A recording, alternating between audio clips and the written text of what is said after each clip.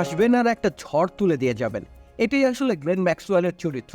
সাম্প্রতিক ফর্মটা পক্ষে ছিল না, পাকিস্তানের বিপক্ষে ওয়ানডে সিরিজটা খুব একটা ভালো কাটেনি তার। তাতে কি, সবকিছু ওলট পালট করে দিলেন তিনি টি-20 সিরিজের প্রথম ম্যাচে।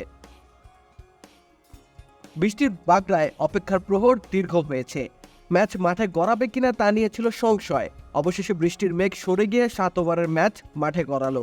স্বল্প ওভারের এই ম্যাচে শুরু থেকেই আক্রমণাত্মক হওয়া ছাড়া দ্বিতীয় কোনো বিকল্প ছিল না।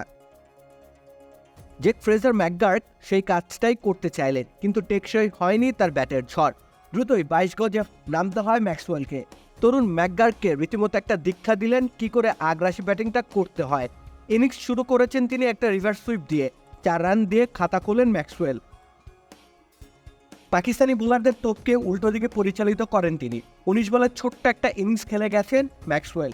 তাতে অবশ্য অর্ধশতক পাওয়া হয়ে ওঠেনি, কিন্তু 3 ছক্কার মার উপভোগ করেছে দর্শকরা। লেবুর সুঘ্রাণ আরো বেশি, ত্বকের যত্ন আরো বেশি, চলে আরো বেশি। আপনার পকেটে কি বিদেশি না বাংলাদেশি? অন্যদিকে তার ব্যাট থেকে 5খানা বাউন্ডারিও এসেছে। পাকিস্তানের হারিস রুফ একটা ত্রাসের রাজত্ব সৃষ্টি করেছিলেন।